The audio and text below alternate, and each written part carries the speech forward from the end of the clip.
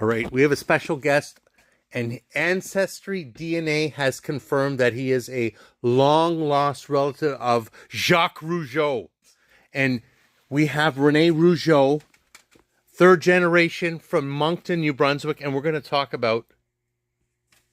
Video games and punk rock. Yes. After the explosion of Tony Hawk and the pro skaters, and especially the soundtrack, it felt like every, snowboard or extreme game needed to have their punk bands or punk soundtrack. And, we have some good example. This one right here by, X Games, ESPN Games, actually has Foo Fighters, a bit more grunge, but then you have Rancid and NoFX in there, which again were big punk bands in the 90s, still are to this date, I guess. But the fine example here, which is a bit more unknown for some, is the MTV version.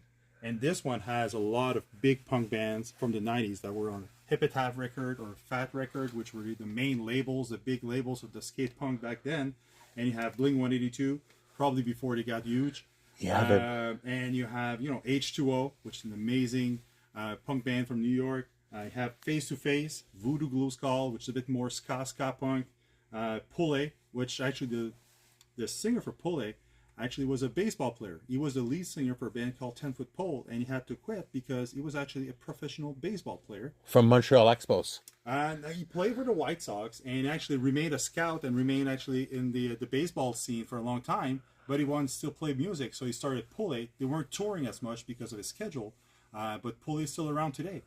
Look at that. You have Lagwagon, 10 Foot Pole is actually on this one too. So again, soundtracks was a huge deal in the mid to late 90s, and it all started because mainly of the Tony Hawk games and the success that it had around those games. What were the Tony Hawk soundtracks? Everybody knows now that there's a band called Goldfinger, and there's a song called Superman, and that's really what people associate the Tony Hawk games for. But again, same thing, a lot of like underground punk band, and sometimes a bit of more of like hardcore, a bit of hard rock into it.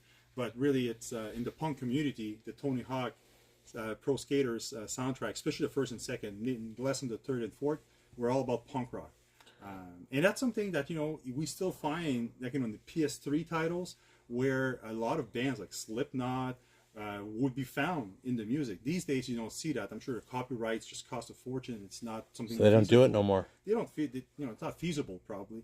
But up until the PS3 era, you could still have some huge bands, music within the game. Who is your favorite punk band, Mr. Rougeau? Rougeau was a big fan and still is of Pennywise. So